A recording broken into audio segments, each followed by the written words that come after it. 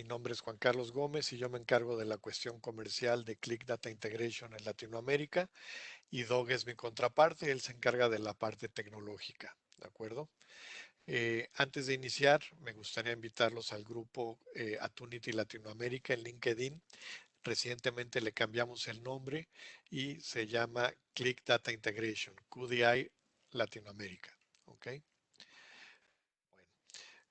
Rápidamente, Atunity es definido por los analistas independientes como el líder en Data Integration porque podemos mover información de cualquier fuente a destinos como cloud, como on-premise, como data warehouse y como lagos de datos. Tenemos tres grandes diferenciadores.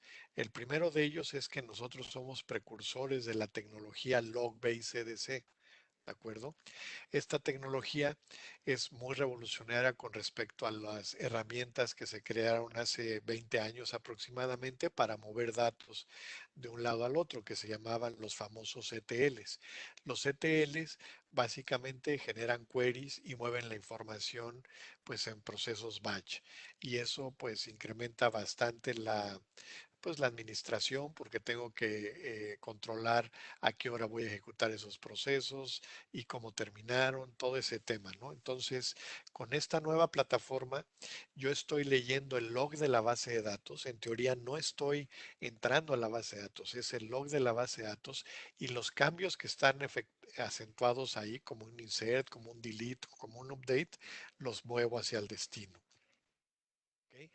Nosotros tenemos la matriz de fuentes y destinos más amplia en el mercado. Es una arquitectura moderna porque nuestra plataforma se hizo desde cero hace aproximadamente 5 años. ¿De acuerdo? Es todo gráfico, intuitivo. No es que tengamos una pequeña parte visual y después tengas que compilar, ensamblar y generar código como en otras plataformas, ¿no? Nosotros también ofrecemos una solución integral desde lo que es datos operacionales hasta analíticos. Nosotros nacimos en la nube, ¿de acuerdo? Tenemos ya una participación muy importante con las tres grandes nubes que tienen pues el 90% del mercado, Amazon, Azure y Google. Hemos migrado más de 200,000 bases de datos a estas plataformas y no es que podamos escribir datos en Amazon, es que podemos interactuar de manera muy compenetrada, muy eficiente con los diferentes servicios que estos proveedores tienen disponibles en la nube. ¿Ok? Eh, y es una tecnología muy fácil de usar y ofrece un alto grado de automatización. Continuamos rápidamente con la presentación. Hay tres grandes tendencias en el mundo que se han acentuado en Latinoamérica. La primera de estas tendencias es que las empresas quieren hacer una copia de su base de datos en la nube, pues por cuestiones como seguridad, integridad, gobierno, facilidad de uso, costo, elasticidad, etcétera, etcétera. Y a partir de esta base de datos, lo que las empresas hacen es aplicaciones como dispositivos móviles o otras aplicaciones como analíticos. ¿De acuerdo? Lo que las empresas piden o exigen en esta parte es que la información esté actualizada en tiempo real. La segunda gran tendencia es la modernización del data warehouse, ¿de acuerdo? Las empresas ya no quieren tener un data warehouse que tiene pues cientos de miles o hasta 1 millón de líneas de código. Es muy costoso su mantenimiento. Estas empresas quieren migrar a una plataforma ágil y dinámica y una plataforma que tenga actualizada la información en tiempo real. ¿Ok? Y la tercera tendencia es la siguiente generación de analíticos, básicamente estructuras de datos más amplias donde yo puedo capitalizar la inteligencia artificial, el machine learning y la integración con los diferentes dispositivos IoT. ¿De acuerdo? En estas tres grandes tendencias, de nuevo, las empresas quieren o demandan información actualizada en tiempo real y eso es lo que benefició muy importantemente a Tunity. Por eso es que crecíamos alrededor de 100% anual. ¿De acuerdo? Y esa fue la razón por la cual el año pasado Click nos adquirió, nos compró. Ahora somos la división Click Data Integration de Click. La otra división es Click Data Analytics, ¿de acuerdo? Entonces, hoy en día nuestra organización ofrece una solución integral desde datos operacionales hasta analíticos más importante del mundo, ¿de acuerdo? Bien, vamos a ver rápidamente la plataforma. Del lado izquierdo tenemos a los diferentes manejadores de base de datos, Oracle, DB2, SQL Server, Informix, los data warehouses como Teradata, Netezza, Vertica, archivos planos, la complejidad del mainframe, ajá, el costo que esto representa, los diferentes aplicaciones que están como software as a service, como es Salesforce, y la complejidad del modelo de datos de SAP, ¿no? Recordemos que tiene más de 100,000 tablas y aunque muchas de ellas son técnicas, extraer la información de negocio no es algo simple. Muchas veces necesito replicar la lógica de la transacción en línea para poder extraer los datos, para poder interpretar los datos de negocio. Entonces nosotros tenemos tres carriles de uso, ¿de acuerdo? Es decir, tres formas en las que los clientes utilizan nuestra tecnología. La primera de ellas es donde dejamos los datos en bases de datos. Ajá. Este le llamamos un modelo commit to commit. Y además de base de datos, aquí podemos incluir la parte de streaming como Kafka. El siguiente gran carril sería el Data Warehouse Automation, ¿de acuerdo? Podemos generar una base de datos, un Data Warehouse en cuestión de algunos meses o tal vez un año, o podemos acelerar un poco este proceso en las nuevas Data Warehouse que están en la nube o en el Snowflake, que ha comprobado que ofrece resultados en unas pocas semanas, ¿no? ¿Qué es lo que ofrece aquí nuestra solución? Pues puede automatizar el proceso de interpretar los datos de un modelo entidad-relación, ajá, típicamente del OLTP. Podemos generar automáticamente la estructura de datos del modelo del ODS y del modelo multidimensional. Ajá, y también podemos generar la estructura de datos de las dimensiones, de las diferentes perspectivas de información. La definición de las fuentes y destinos la hacemos automáticamente y la transición de un procesamiento inicial a un procesamiento batch, perdón, de un procesamiento batch hacia un procesamiento CDC, también lo hacemos automáticamente. Este nivel de automatización le permite a los usuarios enfocarse en el negocio, ¿de acuerdo? Y no en las cuestiones técnicas de la herramienta. Bueno, este mismo nivel de automatización también lo tenemos para lo que son los lagos de datos. Ajá. Obviamente la estructura es diferente y ahí le llamamos modelo commit to conform. ¿Ok? Bueno, también tenemos una interacción reciente con lo que es nuestro catálogo, ¿no? QDC.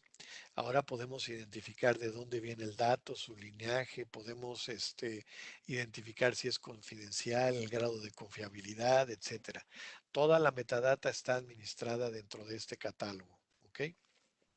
Típicamente las aplicaciones de Data Warehouse se usan para analíticos y típicamente las de lagos de datos para ciencia de datos. ¿Ok?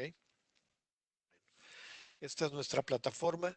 Básicamente aquí en esta lámina vamos a mostrar la matriz de fuentes y destinos. Es la matriz pues más amplia del mercado. No tenemos restricciones con algún fabricante porque no somos competencia frontal de ellos. Entonces soportamos más fuentes y destinos y como pueden ver aquí, pues de fuentes estamos en la nube y de destinos pues las tres grandes nubes, ¿no? Las que tienen el 90-95% del mercado en términos de datos. ¿De acuerdo? Bien, recordemos que hay otras nubes, pero se utilizan para otras cuestiones como infraestructura, como ERP, como aplicaciones, etcétera. Hablando de datos, estas son las tres grandes nubes y estos son los servicios que están disponibles. Bien, aquí vamos a poder ver los diferentes servicios, ¿no? Si ustedes quieren servicio de base de datos, de almacenamiento, pues estos son los servicios que tienen disponibles los proveedores, Data Warehouse, otro Data Warehouse o incluso Spark, ¿no? Hemos visto una evolución muy rápida de lo que es un Hadoop hacia Databricks, ¿de acuerdo? Y aquí por supuesto que soportamos Snowflake en las dos tecnologías principales, Amazon y Azure. Bien, ¿cuáles son nuestros diferenciadores clave? Pues somos precursores de la lectura en el log para hacer el movimiento de datos. Ya habíamos comentado que esa es la manera más eficiente de mover datos de un lado al otro. Ajá. Nuestra plataforma no instala agentes ni en la fuente ni en el destino. Esta es una diferencia muy importante, porque si yo tengo 10 fuentes y 10 destinos, pues me la voy a pasar instalando esos agentes todo el año, ¿no? Con 10 fuentes y 10 destinos estaría haciendo 80 instalaciones del agente. O sea, son 2 por año, serían 10 y 10, serían 20 por 2, 40, pero típicamente lo tengo que hacer en un ambiente de calidad. No lo puedo hacer en un ambiente productivo porque primero tengo que probarlo, ¿no? Entonces, otra diferencia, otra cuestión importante es que la gente normalmente, o más bien tarde o temprano, va a competir contra los recursos del manejador de base de datos. Están en el mismo servidor. Eso no sucede con nuestra plataforma, ¿de acuerdo? Es una arquitectura mucho más natural. Tenemos una tecnología propietaria que es el File Channel, que nos permite comprimir y encriptar la información antes de enviarla a la nube. Y en la nube podemos hacer el proceso inverso: descompresión, desencriptamiento y carga en la base de datos. Esto nos permite muchas veces eliminar las restricciones de ancho de banda que muchos de nuestros clientes nos han expresado en Latinoamérica, ¿no? En países como Chile, como Argentina, como Colombia, lo hemos visto frecuentemente, ¿no? Otra gran diferencia es que tenemos el log stream. Ya habíamos quedado que la lectura basada en log es la más eficiente, pero si yo hago una lectura y hago varias grabaciones al mismo tiempo, mi proceso va a ser todavía más eficiente. ¿Okay? Platicamos que tenemos más fuentes y más destinos que nadie, está creciendo continuamente. Ofrecemos una independencia de la nube y le permitimos a sus clientes ser compatibles con las estrategias multicloud. No todos los mejores servicios están con un fabricante. El mejor servicio de Hadoop puede estar con uno y el mejor servicio de Data Warehouse puede estar con otro fabricante. ¿De acuerdo?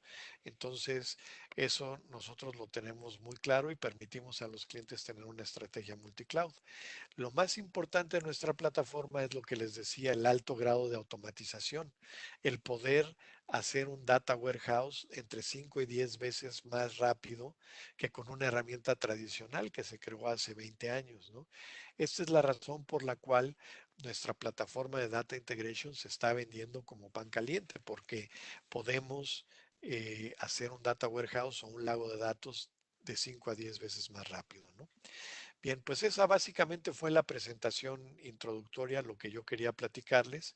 La parte, digamos, aburrida ya terminó. Ahora vamos a pasar con la parte interesante con Doug, mi contraparte, ¿no? Entonces voy a dejar de compartir, Doug. Si quieres ya puedes hacerlo y te aviso cuando ya estemos viendo. Si tienen alguna Perfecto, Juan pregunta, Carlos. si tienen alguna pregunta, la pueden poner aquí en el chat. Adelante, Doug. Muy bien, muy bien. Muchas gracias. Aquí voy a empezar a compartir. Tienes que hacer presentador para compartir.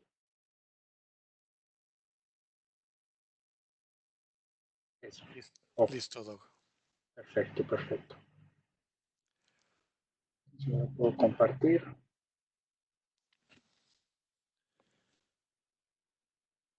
Vamos a empezar por aquí. Me avisan cuando pueden ver mi Yo ya la pantalla. veo y te escucho bien. Perfecto. Ok.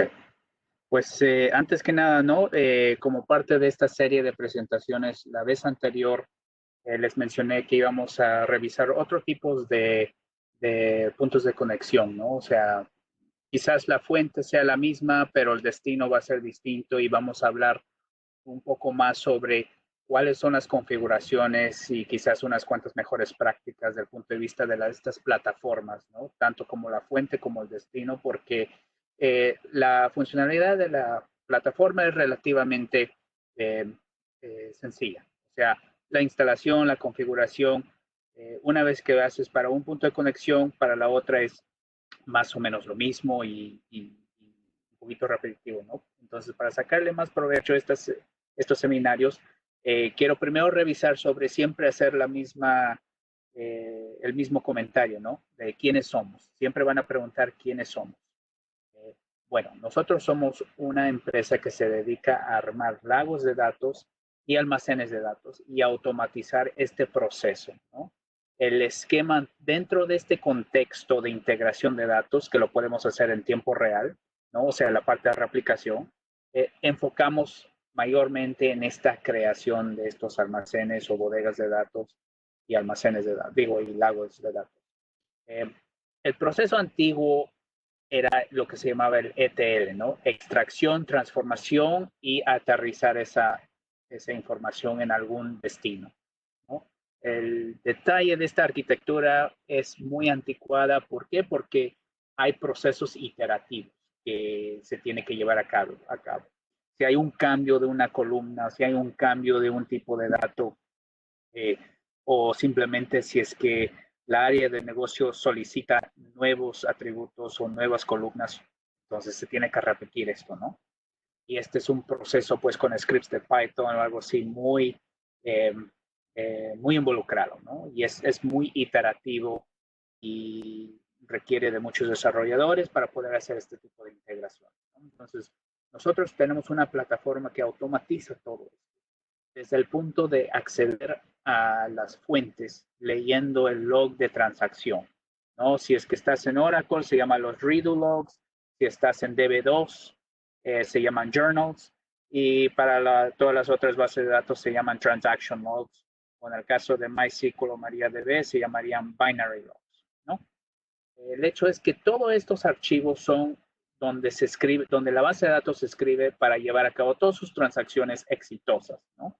Y es necesario tener esto porque si es que se cae la base de datos, ¿cómo tienes esos datos? ¿Cómo puedes rescatar y tener esa garantía, ¿no? Entonces se utilizan estos logs de transacción para poder reejecutar estas transacciones que se han procesado eh, previamente, ¿no? Entonces, con este log uno puede volver a reproducir y reconstruir una base de datos si es que hay una corrupción o algo así que se daña, ¿no? Entonces, nosotros accedemos justamente a esta fuente de manera en tiempo real y les voy a empezar mostrando la sesión. Estos seminarios se encarga más en esa parte de esa integración de tiempo real y tenemos otro seminario que se encarga ya en la parte que aquí ven como compose, ¿no? Pero lo que vamos a hacer es vamos a alinear estos seminarios para que en los otros seminarios podamos continuar con el cuento, ¿no? De este movimiento de datos. Vale. Entonces, como Juan Carlos mencionó, tenemos más de 40 fuentes y destinos. Podemos mover todas estas fuentes o destinos de una manera. La mayoría es a través de un log de transacción. Déjenme mover aquí mi ambiente remoto. Listo, ¿pueden seguir viendo mi ambiente remoto?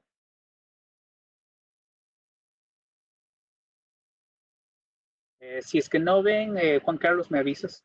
Yo ya estoy aquí en la interfaz de Replicate.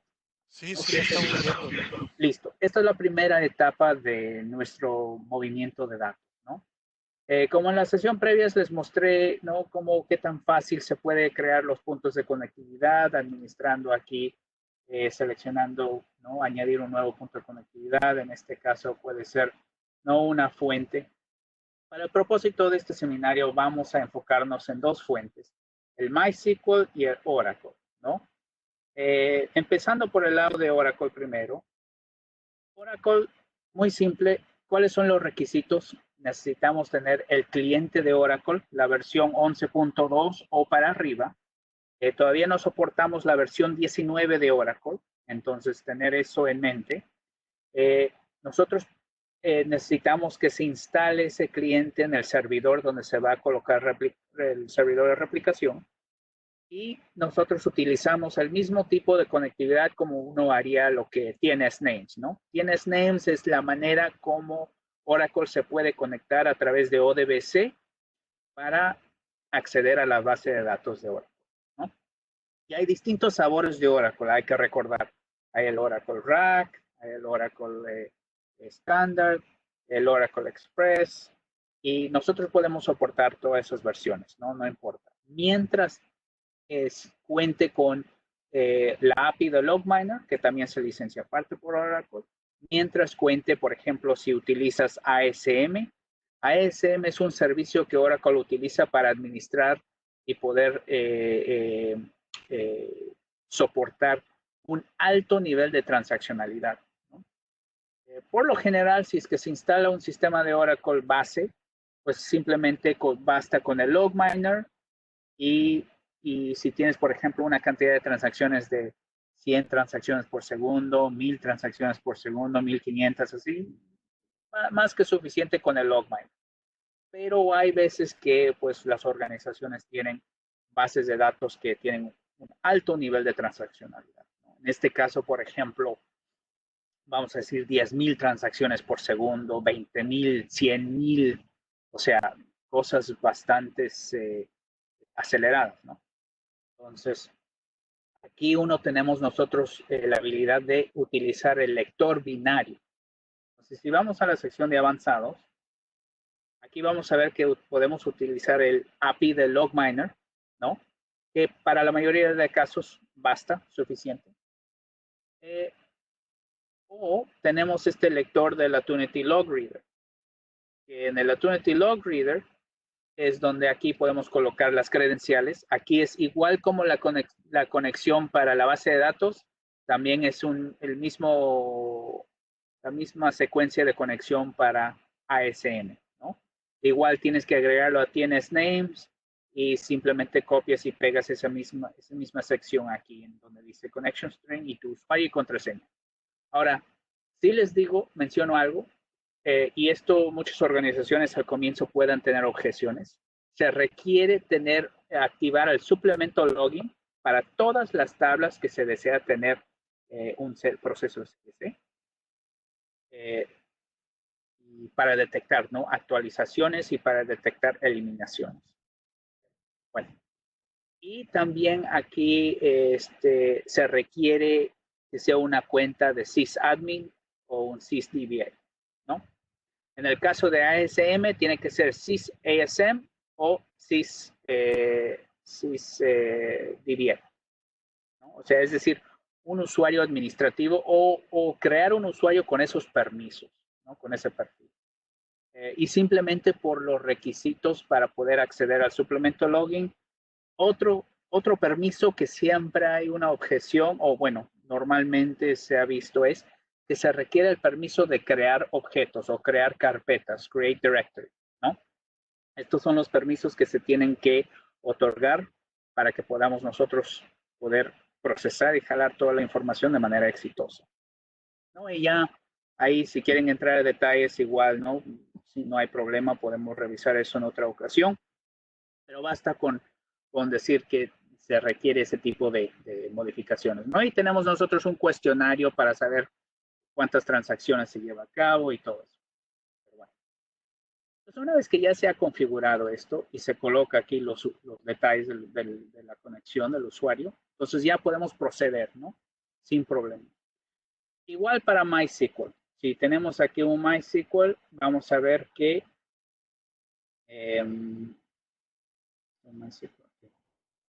vamos a ver que es lo mismo.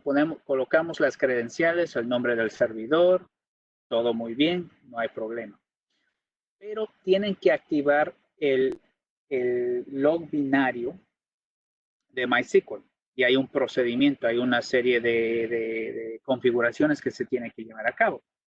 Se tiene que generar ese log binario como por registro, ¿no? Para que toditas las transacciones esté por cada registro y nosotros podamos jalar esa información y procesarla. Es un archivo binario que se genera dentro de MySQL y normalmente se edita el archivo de configuración por defecto, se llama mysql.ini o ini, y esto se edita y se agrega esas configuraciones adicionales y se pone la ruta donde se va a guardar el log de transacción. Porque entonces nosotros lo que hacemos es, leemos la base de datos, pedimos acceso, dónde está esta información, y accedemos a este log y lo jalamos de manera de un string a través de funciones de MySQL.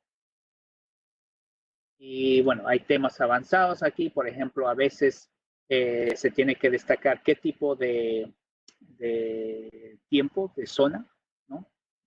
Se tiene que configurar porque no viene por defecto, ¿no? Entonces tienes que uno especificar.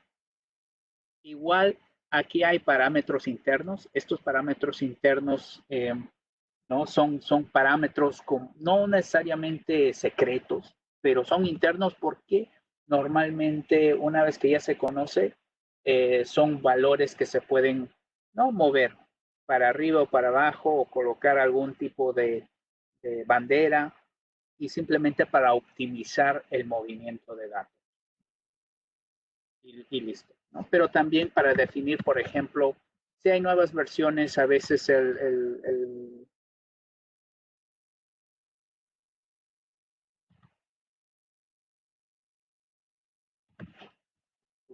como fuente, disculpa, más bien así. Se tiene que definir el driver o el provider, dependiendo de cuál es cuál. Ahí está. Y se define el provider. Este provider es el valor que uno ve en la configuración de ODBC. En este caso pudiera ser si sale una nueva versión de MySQL 9, se colocaría aquí MySQL 9 provider, ODBC provider, y así. Es un archivo, es una línea de texto. Es lo que normalmente se colocaría cuando estás desarrollando, haciendo esta conexión con cualquier otra herramienta de consulta a la base de datos, se coloca ese mismo valor. ¿Por qué? Porque nosotros no detectamos eso, dependiendo de las nuevas versiones, ¿no? Para poder tener esa compatibilidad. Bueno, entonces, ya que he conversado sobre eso, también las otras dos fuentes que vamos a ver va a ser aterrizar a un Hadoop y aterrizar a un S3 y a un Kafka, ¿no? Entonces, revisando esos temas, el S3 es muy simple, dependiendo de dónde están, ustedes pueden configurar a través de utilizar las llaves, ¿no?, para accesibilidad. Todo esto es a través de HTTPS, o sea, ya está encriptado a través de TLS 1.2 y utiliza la API de Amazon y el esquema de seguridad de Amazon.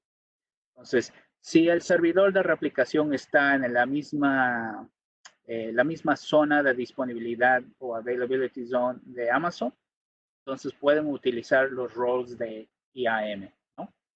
Y así tener, digamos, un tipo de acceso transparente. Este IAM role simplemente lo que hace es utiliza el usuario registrado con este servicio para acceder, ¿no? Si no, muy fácil, simplemente un keeper, colocas el valor de la llave, el secreto que se obtiene a través de Amazon. ¿Dónde está esto? Un momentito, les muestro.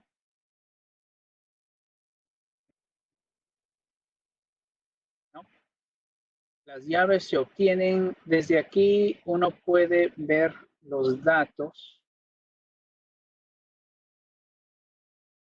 Y aquí tengo mi carpeta y obtengo mis datos. Normalmente para ustedes les va a aparecer aquí temas de seguridad. Y así pueden obtenerlo. Si no, igual pueden ir a Amazon, donde está IAM.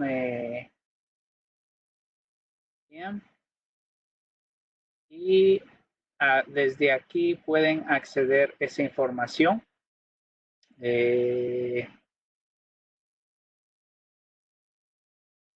A ver, déjame ver si tengo aquí mi usuario. Les puedo mostrar. Aquí está mi usuario. Y desde aquí pueden acceder a esa información. Security Credentials. Y aquí está mi Access Key y tendría que editarlo para obtener mi contraseña de aquí, ¿no? Y Amazon solamente te lo genera una sola vez, entonces es preferible que copien y peguen esa información para que no se pierda. ¿Vale? Bien. Regresando aquí. Entonces, una vez que ya colocamos aquí, tenemos los tipos de atributos, cómo vamos a aterrizar datos, como archivos, como JSON, ¿no? Y cómo lo vamos a delimitar, es decir, el formato que vamos a dejar, ¿no? Igual para el CDC, cada cuánto tamaño queremos generar un archivo, o cada cuánto tiempo, ¿no? Por decir, si tienen varias transacciones por segundo o no muchas, ¿no? Así es, pueden controlar, ¿no? Decir, ¿sabes qué? Yo quiero que cada 60 segundos me generes un archivo con todas las transacciones que ya he ejecutado. Ok, bien. ¿No? Igual podemos guardar la metadata. Esta metadata describe, ¿no?, los temas de la base de datos, o sea, tipo de datos y tu información, porque eso es muy útil para que puedas tú utilizarlo y gestarlo, por ejemplo, a un lago de datos. Y si hay alguna encripción de los datos, igual tú puedes utilizar la encripción que Amazon te da, ¿no? Y simplemente tenerlo de esa manera. Bueno. Y ya, una vez que defines eso, simplemente ya está listo y puedes proceder a enviar. Y si quieres correr algunos comandos, ¿no? Por ejemplo, para que te envíe un correo o algo así, una vez que termina esto, tú puedes ejecutar algo que corra después, ¿no? Igual pudiera ser un script o algo así que los mueva o los copie o haga algo con ellos, ¿no? Igual si quieren un proxy, podemos utilizar el proxy para acceder a Amazon. Listo.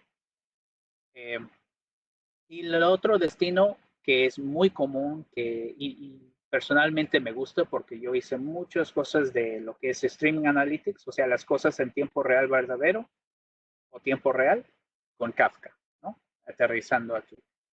Para Kafka se coloca el nombre del broker, en este caso sería cualquier IP, puerto 9092, que es el por defecto, ¿no? El broker, o sea, al producer. Tienes que enviar al producer, que así se llama, ¿no? Hay un consumidor y el que produce, y entonces el que produce es el servidor que conectas, ¿no? El broker para Kafka.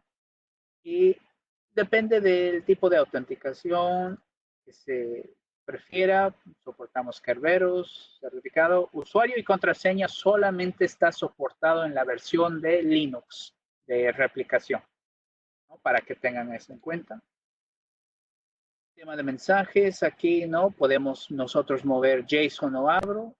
Esto es muy importante aquí porque en este aspecto, si ustedes han visto, jalar datos y crear la información para Kafka es lo que es más difícil. ¿Por qué? Porque no existe cosas que puedan mover esa información de acuerdo a un evento. En este caso, nosotros levantamos eso de una manera muy eficiente porque leemos el log de transacción. Entonces, no se tiene que diseñar o crear un servicio que esté haciendo una consulta de queries a través de una columna de contexto para saber cuándo cambió algún dato. Esto ya está aquí. Así de simple, simplemente conectar, especificar qué quieres, JSON o Avro. Quieres comprimirlo utilizando Snappy o gzip, dependiendo de cómo lo quieres enviar y cómo está tu programación al nivel de Kafka o dónde va a aterrizar. ¿Cómo quieres segmentar tus datos? Puedes poner, por ejemplo, 10 tablas todo en un tópico o 100 tablas, ¿no? Claro, no lo recomiendo porque pues, Kafka está diseñado para distribuir y es mejor organizar. El tópico pueden ustedes considerarlo como si fuera un carro en una autopista, ¿no? Y quieres tener por cada tabla un carro para que puedas tener 10 carros en una autopista y es más, puedes particionar esos carros a través de la llave del mensaje y esa llave del mensaje es compuesta por algún valor que va a distribuir de una mejor manera. Entonces así tú puedes tener 10 carros en 10 carriles atravesando esa autopista de manera en paralelo, ¿no? ¿Por qué? Porque eso es lo que Kafka te permite hacer, ¿no? Esa autopista dinámica y universal para aterrizar para temas de casos de usos de tiempo real o streaming analytics. Y aquí puedes utilizar, por ejemplo, ya Kafka Connect con K-Streams y K-SQL, donde puedes hacer ese tipo de transformaciones, pero de cada pieza de información en tiempo real para aterrizarla para casos de uso, por ejemplo, cliente 360 o algo por el estilo, en dispositivos móviles, ¿no? Y ya no van a hacer una carga a la fuente. Ese es el beneficio, ¿no? Y destacar eso que se hace en una manera muy rápida, muy eficiente. Entonces, listo. Entonces vamos a proceder ahora a ver las que ya tengo armadas. Y yo tengo aquí una tarea. La primera tarea está aterrizando a un S3. Muy simple, ¿no? Vamos a ingresar aquí. Vamos a ver, estoy accediendo de mi MySQL. Tengo estas cuantas tablas y voy a aterrizar a mi bucket de Amazon, ¿no? Entonces, si quiero yo editar aquí, quiero ver a dónde estoy aterrizando. Estoy aterrizando a Este es mi bucket, dog.jbucket, y a la carpeta de dog, ¿no? Y podemos nosotros muy fácilmente ir aquí y visualizar esa carpeta. Vamos a este 3. Vamos a mi carpeta que he creado. No quiero ingresar eso. Y aquí está la carpeta y no tengo datos. Dale. No hay ningún dato, entonces lo que vamos a hacer ahora es proceder a verificar que sí podemos conectarnos a este destino. Muy bien. Y ahora simplemente voy a empezar a correr la tarea. Vamos a hacer una carga inicial. Eso. Perfecto. Y ahora tengo 4 archivos que se están moviendo en la nube. Está bien rápido todo porque todito está en la nube. No tengo que ir a través de otro ambiente. Y ya moví aquí todos mis registros. Y puedo validar que ya están actualizados. Vamos a refrescar esto. Ah, ya subieron. Y si vemos aquí, tenemos una transformación. Vamos a regresar aquí al diseño. Hice una pequeña transformación existente. Recuerden que tenemos transformaciones globales y transformaciones individuales. Aquí yo hice una transformación individual que se llamaba nombre completo. Bueno, está en portugués, pero listo. Y lo único que hice fue una concatenación del primer nombre y el apellido. Y le di un formato con un espacio, ¿no? Transformación leve. Y listo. Ya. Okay. No vamos a guardar nada. Y simplemente ya envié estas 4 tablas y hicimos una carga inicial. Vamos a ver esta carga inicial. Podemos ingresar, por ejemplo, aquí a Employees y bajar. Ya. Y podemos abrirla.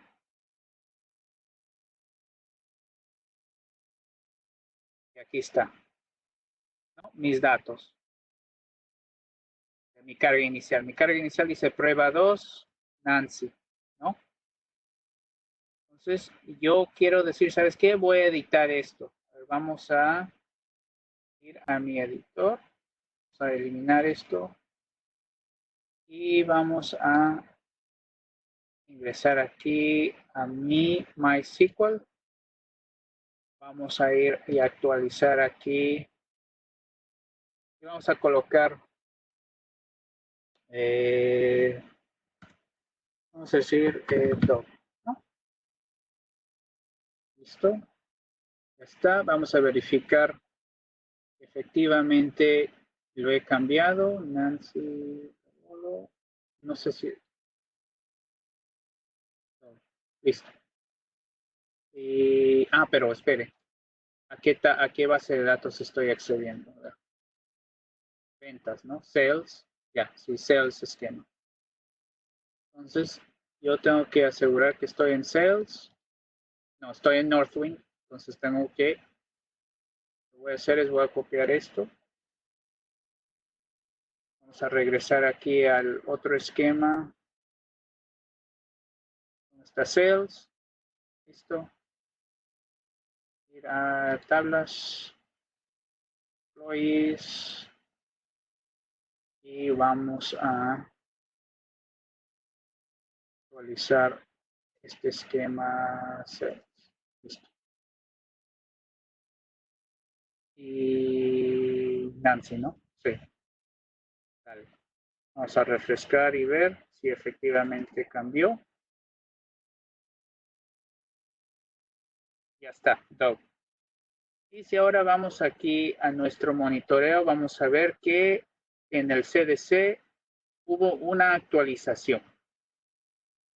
Ahora tenemos una actualización de update y podemos ir a nuestro destino. Ahora, aquí un punto muy importante. Cuando aterrizamos a ambientes donde tiene su...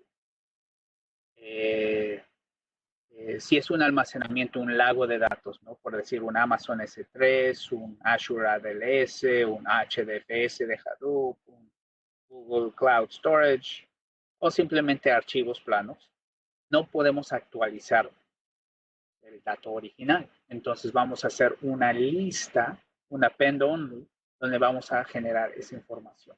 Entonces ahora podemos regresar aquí a nuestro S3. Vamos a ir a un nivel arriba aquí. Hay esto del CT, Change Tables. Nosotros generamos Change Tables para todo lo que se va moviendo y genera esta carpeta, ¿no? Porque hay un esquema de particionamiento. Esto es muy importante para mantener estructura y para manejar tiempos, porque en la otra parte de la plataforma nosotros leemos esto y sabemos cómo va cambiando. Entonces aquí está esta actualización, la podemos bajar y la podemos visualizar. ¿Listo? Y aquí está el before image y el after image con los datos. Aquí está. Antes era Nancy y cambió una update. Y aquí dice update a dog. ¿No? Y así va a ser una lista de todos los cambios. ¿No? Y con nosotros, con la otra parte de la plataforma, cuando aterrizamos a un lago de datos, podemos coser eso y provisionar, por ejemplo, un nuevo archivo Parquet o una base de datos una base de datos de Hive totalmente actualizada, o igual enviar esta información a las tablas de un Databricks Delta Lake. También tenemos habilidad para eso. Bueno, entonces, ya que hemos hecho un envío, ahora podemos proceder con el siguiente, ¿no? El siguiente es igual, estamos moviendo en este caso, estamos aterrizando no un S3, tenemos un Hadoop así solito que tiene su HDFS, ¿no? Que está aquí, Users Dog Landing. Entonces, y estamos creando una base de datos en Dog Landing. Entonces, muy simple, podemos ingresar, hacer lo mismo. Aquí estamos accediendo a Northwind, ¿no? Yo tengo aquí a Employees y igual se puede llevar a cabo el mismo proceso, ¿no? Yo digo, ¿sabes qué? Corre esta tarea, ejecútalo, va a enviar los datos tanto a archivos en HDFS y va a crear una capa de Hive a la base de datos. Entonces aquí está encolado, está cargando, me da el porcentaje de progreso y estoy completando el envío, ¿no? Hay algunos temas en Hadoop. Hadoop utiliza el Hive, el ODBC for Hive, ¿no? Que es el driver que se requiere instalar igual en el ambiente de replicación. Y con esta información entonces podemos acceder a esa capa. Es un requisito tener una capa de Hive para aterrizar a un lago de datos. O sea, no es suficiente solamente un S3. Y se requiere, por ejemplo, normalmente las capas administrativas de Hive de los proveedores de nube como Azure HD Insight, Amazon AMR o Google Dataproc, por debajo tienen su esquema de almacenamiento, es su S3, su ADLS o su Google Cloud Storage y lo soportamos. Porque si ustedes ven, mientras esto está subiendo, si queremos crear un MR, por ejemplo, un destino MR, ¿no? En Amazon, por detrás utiliza un S3 en el bucket, igual lo mismo. ¿Por qué? Porque aterrizamos la data ahí, primero, a ese landing zone. Y registramos toda la data y creamos una base de datos en Hive, ¿no? Entonces, ese aspecto es lo mismo y autenticar igual. De mi password hacia el Hive y utilizando el tema de acceso del S3, ¿no? Es lo mismo para el HD Insight. Si vemos aquí Azure HD Insight, es lo mismo. Tiene su storage del ADLS. También tenemos opción para generación 1 y el blob storage, ¿no? Y también su capa de Hive. Lo mismo, ¿no? Claro, un poquito, unas diferencias de cada proveedor, pero es lo mismo. Google Dataproc tiene lo mismo. Google Dataproc Tiene aquí los datos del CloudSearch que viene como archivo de JSON, no es una secuencia de texto que se tiene que pegar ahí. Y lo mismo de la capa de Hive, ¿no? La única diferencia es que esos proveedores no utilizan HDFS, tienen su propio ambiente, digo, su propio almacenamiento escalable. Vale.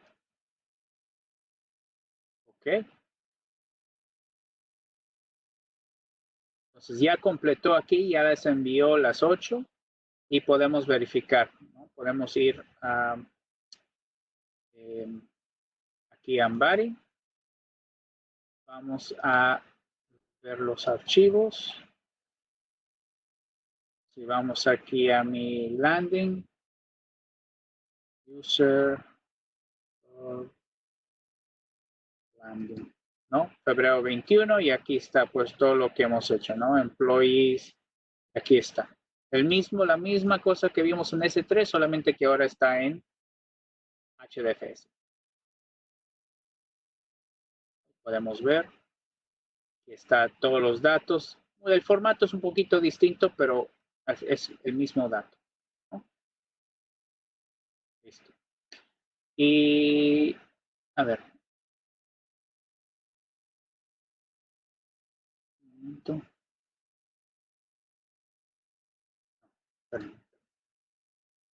Vamos a regresar aquí. No, ahí no.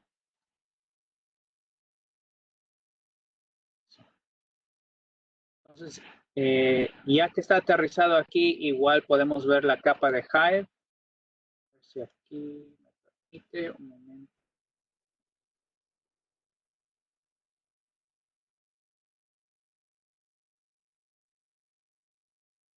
Bien. Y puedo cambiar aquí a esta Hive. Listo. Aquí en Hive tengo mi dog landing.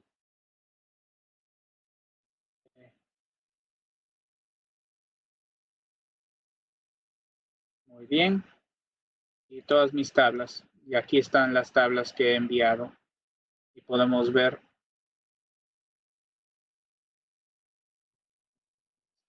employees, ¿no? Como un ejemplo.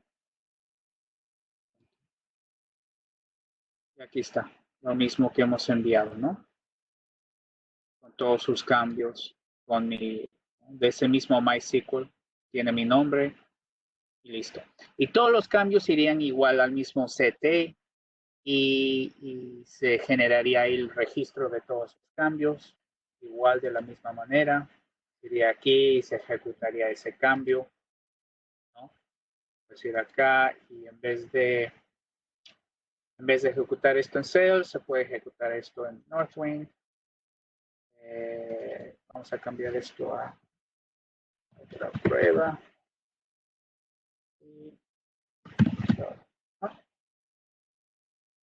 Así. Listo, se ejecutó y aquí se refleja, va a leer el log de transacción y va a decir, hubo un cambio y va a aplicar ese mismo cambio, ¿no? Vamos que Northwind Table Employee.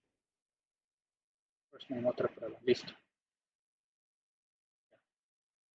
Entonces de ahí va a enviar ese proceso y va a actualizar y va a hacer lo mismo como el S3, ¿no? Va a generar ahí otro archivo, otro proceso y nos va a reflejar ese cambio.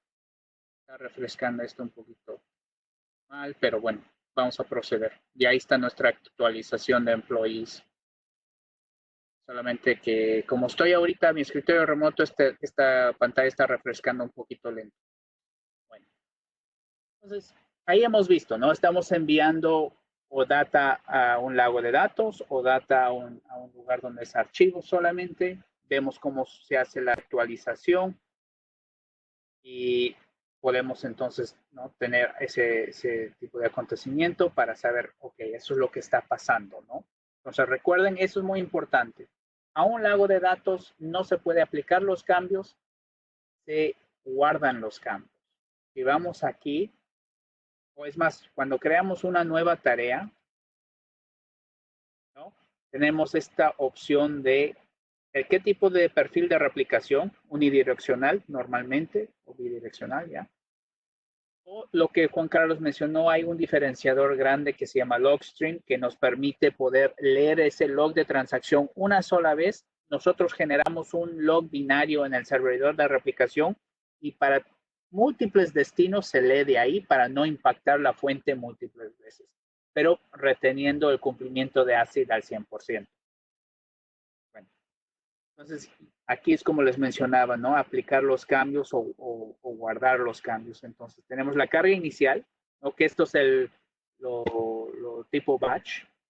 Aplicar los cambios que se aplicaría, por ejemplo, a un destino relacional, actualizaría las tablas, o guardar los cambios que nos guarda una copia de todito conforme va ocurriendo con el tiempo, ¿no? Y esto es el que tiene el guión bajo CT o Change Tables. Y bueno, ¿no? Entonces, para cada destino uno puede escoger esto o esto, ¿no? Si es base de datos, puedes escoger las tres. Si es un lago de datos, solamente puedes escoger así. Si es un almacén de datos, pues depende, ¿no? Puedes escogerlo así o así solamente. Redshift, por ejemplo, y Azure Synapse soportan aplicar cambios, pero no es digamos, la manera más eficiente, ¿no? ¿Por qué? Por otros temas y ya revisaremos almacenes de datos en otros seminarios. Bueno, y la última que falta es pues Kafka, ¿no? Kafka es la que, aquí. Kafka igual tenemos nuestra fuente de Oracle. Como les mencionamos, estamos leyendo los redo logs que están en línea. Y como mejor práctica, siempre solicitamos 24 horas que se almacene de los archive redo logs, ¿no? Ese es un punto importante. Igual, a veces organizaciones tienen un poquito de detalles sobre eso, pero bueno, simplemente para saber. Y nuestro destino es aquí en Kafka. Si vemos aquí, está escribiendo, este es mi broker. Lo estoy enviando como tipo Avro. Estoy separando por llave primaria para cada llave de mensaje. Y estoy registrando, hay algo interesante aquí con el Kafka, con la versión de Confluent. La versión de Confluent nos permite registrar el esquema en un registry server, eso es decir, un servidor de registro, donde podemos guardar la definición de todo, de los tipos de datos y toda esa información. ¿Y para qué nos sirve esto? Porque cuando utilizamos esa capa del Kafka Connect, ¿no? Lo que les digo es Streaming Analytics, ustedes pueden hacer consultas como select star de esta tabla y hacer un inner join o lo que sea a otra tabla. ¿Por qué? Porque se hace a través de KSQL y se convierten estos tópicos a algo que se llama streams. Y eso se hace en memoria en la capa de Kafka y normalmente con Java o también puedes con .NET o Python. Pero el hecho es que conforme van llegando esa información de streams, de esos eventos, puedes hacer esas transformaciones o uniones de piezas de información en tiempo real. Entonces no necesitas hacer, ¿no?, todo ese procedimiento a través de 100 gigabytes o 100 terabytes de data, lo haces a través de esos pedacitos de información como van llegando, ¿no? Esas gotas de lluvia y no un lago. Y de ahí entonces ejecutas todo eso para poder hacer streaming analytics y enviar eso a un dispositivo, ¿no? Por ejemplo, así es como hacen detección de fraudes, así, o prevención de fraudes, o detección de anomalías, es con esta capa de Kafka, porque hacen ese tipo de string analytics, o por ejemplo una base de datos en memoria como VaultDB o MemSQL, y bueno, muy útil para casos de uso operacional donde se requiere tiempo real verdadero, ¿no? Y hablando de ese tema de tiempo real, nosotros jugamos o donde enfocamos es en la parte donde se dice tiempo real, ¿no? Y tiempo real o casi tiempo real, ¿no? ¿Qué se define eso? En la industria nosotros lo reconocemos como más de 1 segundo a 30 segundos para temas relacionales es tiempo real.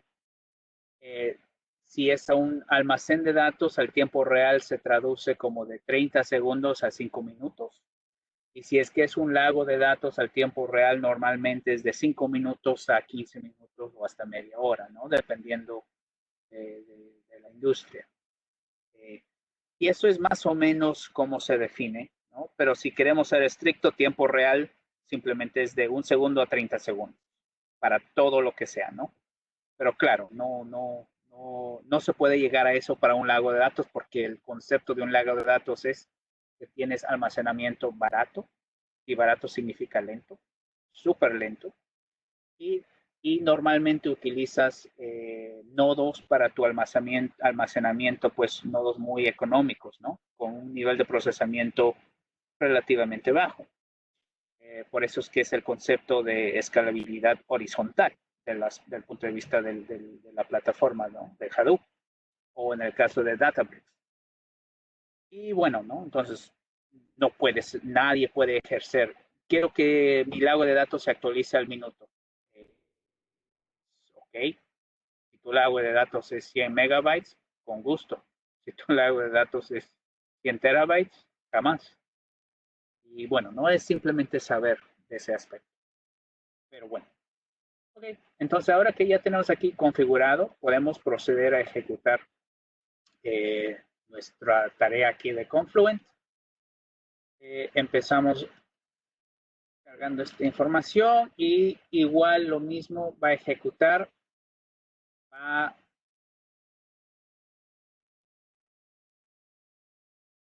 listo. Y podemos ingresar aquí y ver exactamente qué tenemos, ¿no? Ya completó, estoy mandando 2 tablas, employees y jobs. Podemos nosotros ingresar aquí a Oracle. Tenemos el first name es Steven, ¿ok?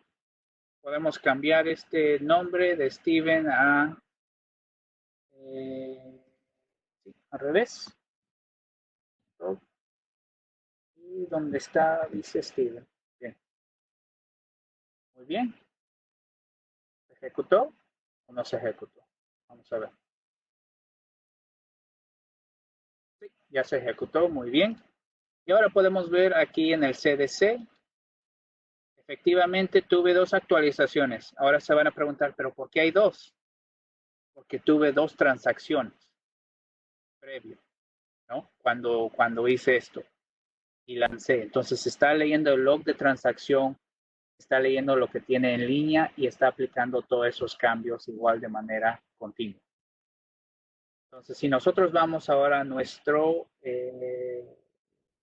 Confluent, acá podemos ver nuestros tópicos que se registraron.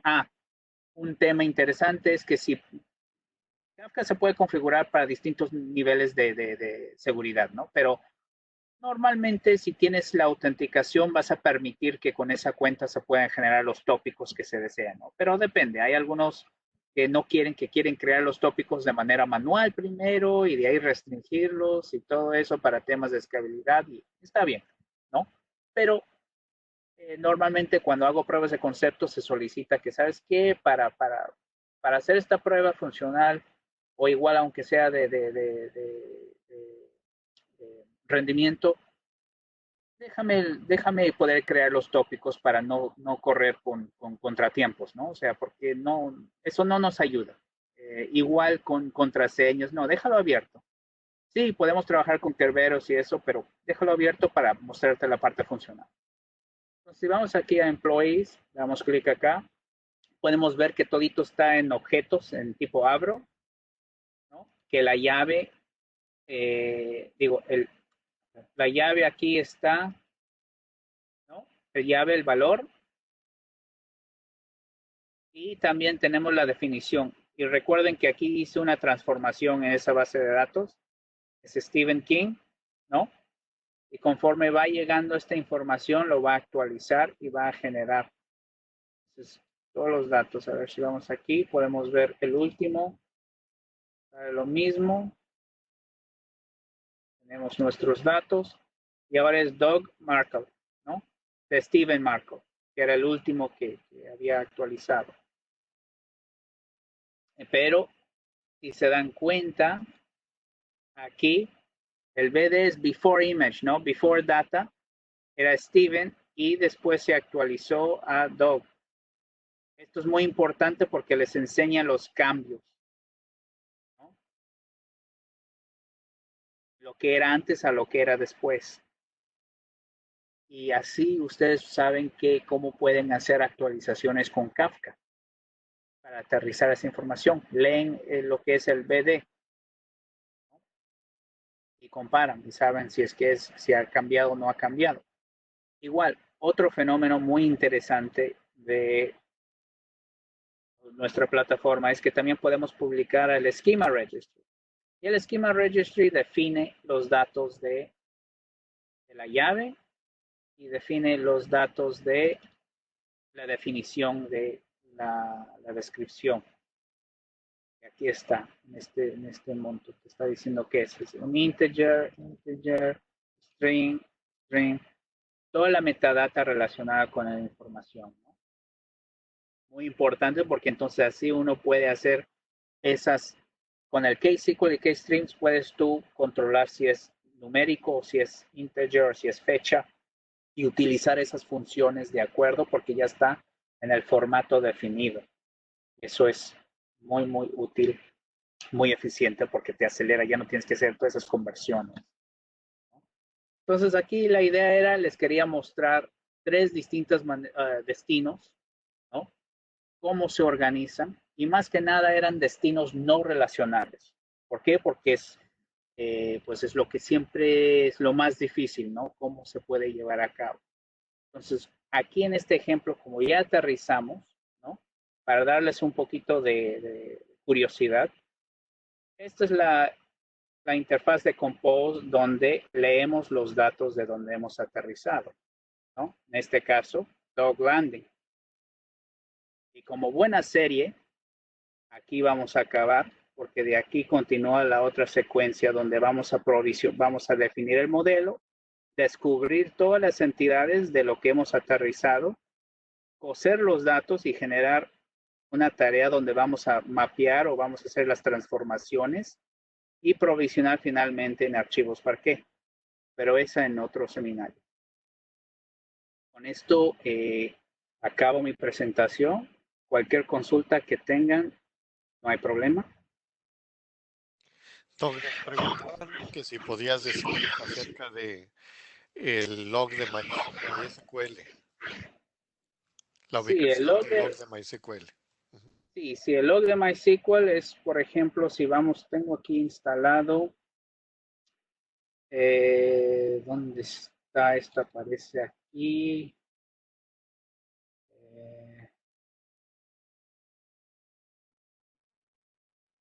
No, tengo que ver dónde están mis datos. Un momento. Preguntaba en qué punto lo defines, la ubicación del log. Ah, sí. La ubicación del log se define en el MySQL INI. Creo que este es. No. Ah, ya sé cómo les puedo mostrar. Déjenme leer.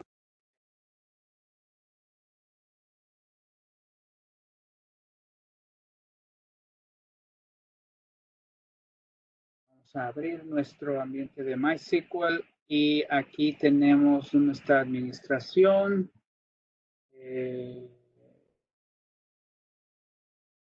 File. No tengo habilitado porque no está.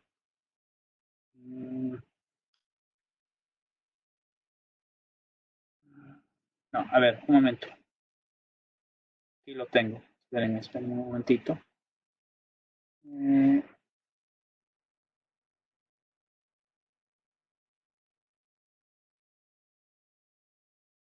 Un momento, porque sí lo tengo. Ah, listo. Eso.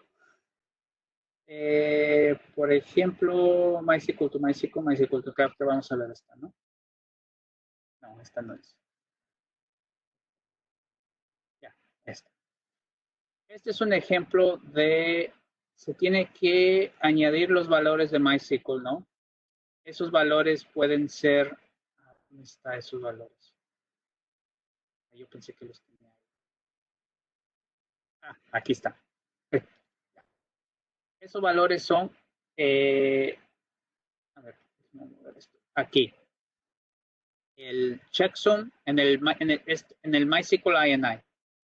Checksum, expire log days, bin log, para decir cuántos días lo vas a retener. El tipo de formato que queremos que sea registro. Queremos que capture todos los DDLs y DMLs posibles. Definir el nombre del log binario, y aquí se define. Esto es simplemente para errores definir, y aquí se coloca el ID del servidor, ¿no? Para que tenga definición. Pero en general, estos, ¿no? Y aquí es lo que estaba describiendo, ¿no? El provider es para fuente, se define así, y el destino es driver, esto. Y esto cuando son versiones fuera de, digamos, las últimas, ¿no? En el caso de replicación 5.7, pero luego hay las versiones 8 y creo que ya van a salir la otra, no sé si es 9 o la que sea, ¿no? O si es 8.5, y se tiene que definir como un parámetro interno. Y ya. Luego funciona. Listo. ¿Otra consulta?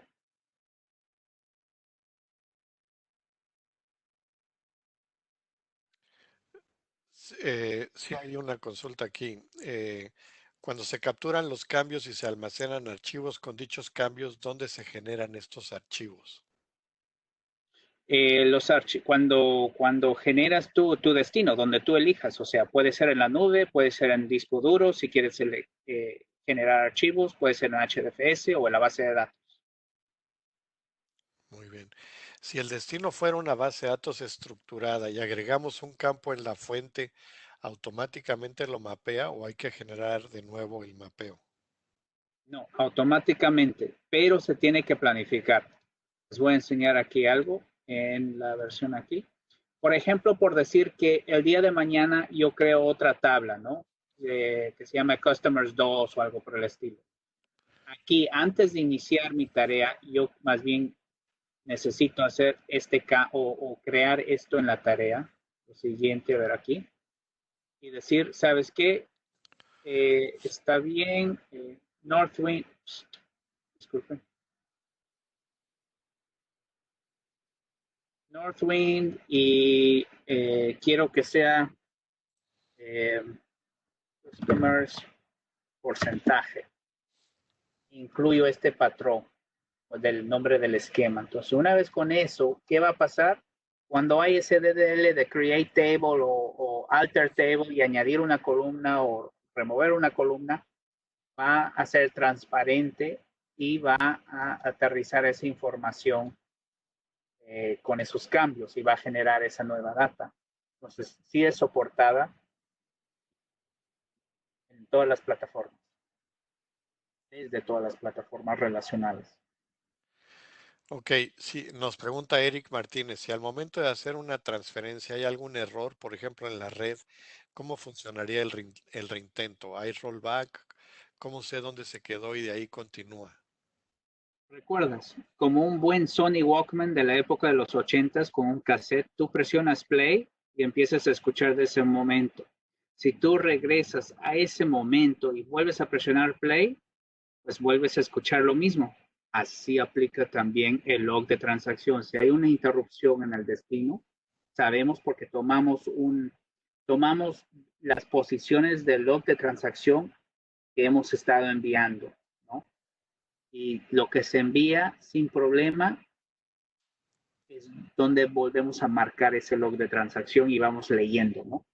No hay un rollback, simplemente si es que no se ejecutó esa transacción en el destino, simplemente volvemos a reproducir desde ese momento. Recuerdas, un update, un DML de un update es un DML de un update. Y si es que cambió, cambió. Y si es que vas a ejecutar el mismo concepto, no, lo único que va a pasar es esto.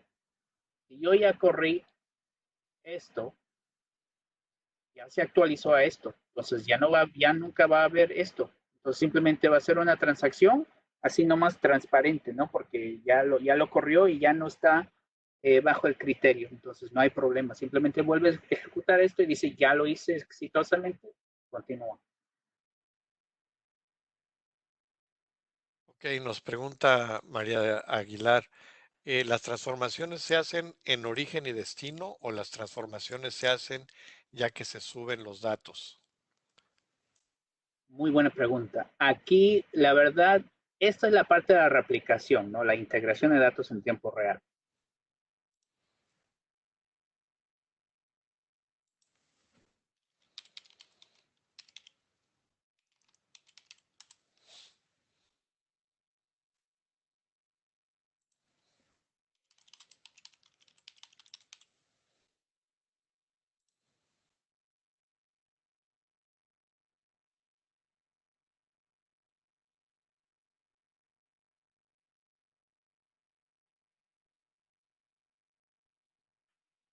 Oh, no se escucha.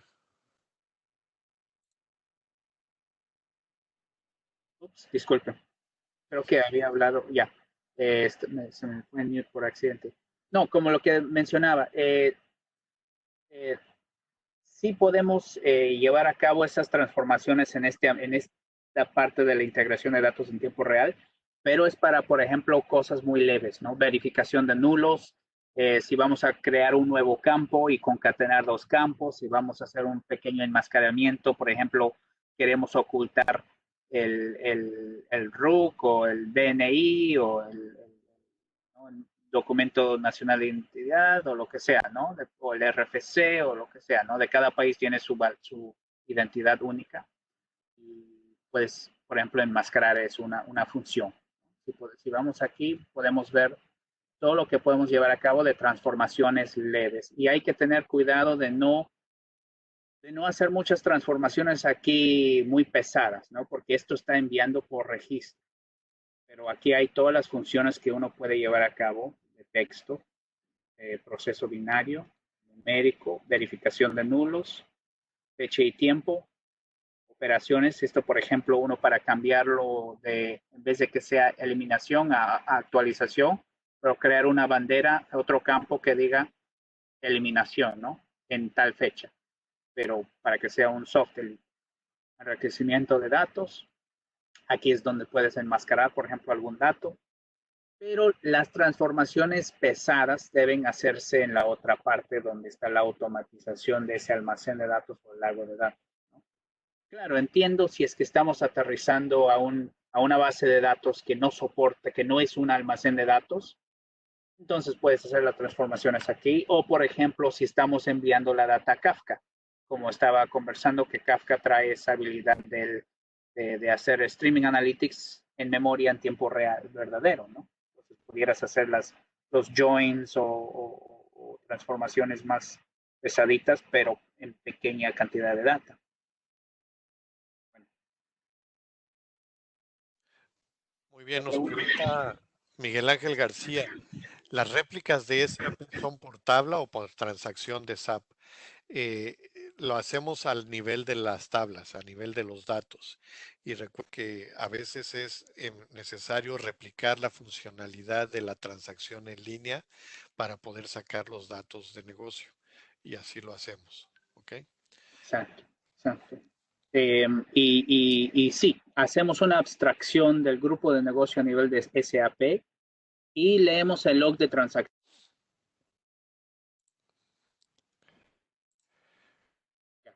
Y llevamos a cabo el log de transacción. Por ejemplo, si SAP está corriendo en Oracle, lo jalamos desde Oracle, pero utilizamos la aplicación de SAP para extraer el tipo de dato, ¿no? Entonces, digamos, eso es la magia que ocurre dentro de nuestro conector de SAP, que por debajo accedemos al log de transacción de la base de datos de DB2, SQL Server o Oracle o HANA DB. Bueno, en el caso de HANA DB es triggers. ¿Otra Muy pregunta? bien.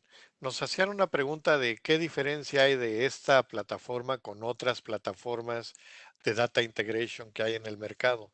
Bueno, en realidad, además de nuestro enfoque hacia la nube, donde podemos comprimir y encriptar la información antes de enviarla hacia la nube, la real diferencia es el modelo commit to model y commit to conform que está mostrando aquí Doug.